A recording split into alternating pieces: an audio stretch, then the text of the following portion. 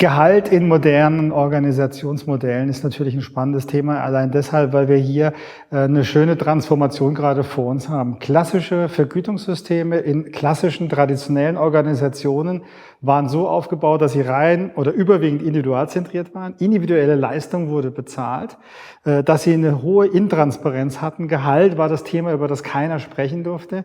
Und dass es eine sehr, sehr klare Top-Down-Orientierung hatte. Die Personalabteilung, die Geschäftsführung, wer auch immer, legt fest, wer was verdient.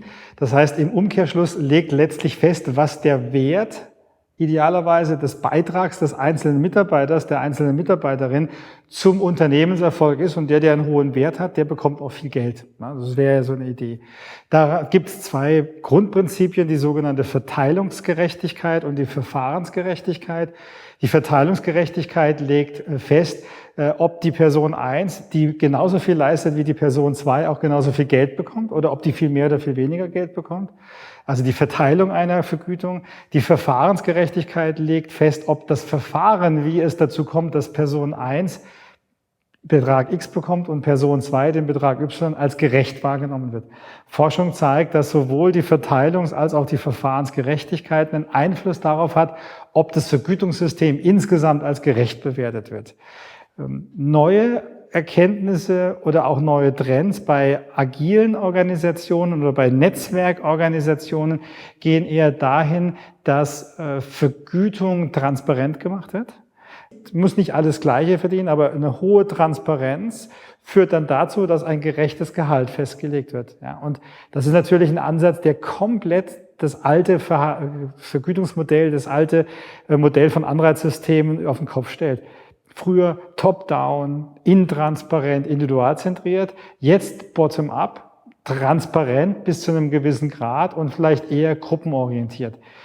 Wenn Sie mich jetzt fragen, ob ich glaube, dass das tatsächlich die Zukunft ist, bin ich skeptisch. Ich glaube nicht, dass das alleine die Zukunft wird.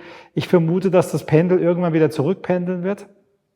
Eine bestimmte Form von Intransparenz einfach erhalten bleiben muss und wir vermutlich eine Kombination aus Top-Down-Vorgaben und Bottom-up-Partizipation bekommen. Also ich erlebe gerade einzelne Unternehmen, die sehr stark dabei sind, in Richtung egalitär und transparent zu gehen, was Vergütung anbelangt, das ausprobieren.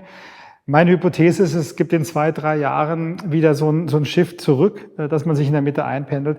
Ich meine jetzt gerade von Bosch gehört zu haben, dass die beispielsweise ihre individuellen Zielvereinbarungen auf der klassischen Form abschaffen und leistungsorientierte Vergütung rein individualzentriert jetzt zugunsten eher von kollektiven Anreizen dann auch gerade überarbeiten.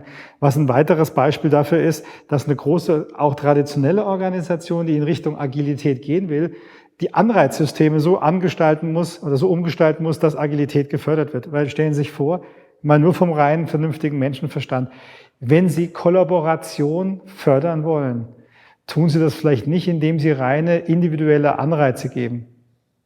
Sie müssten eigentlich Anreize dazu geben, dass Kollaboration auch tatsächlich gelebt wird. Und das bekommen Sie nicht, indem Sie das Individuum alleine nur belohnen.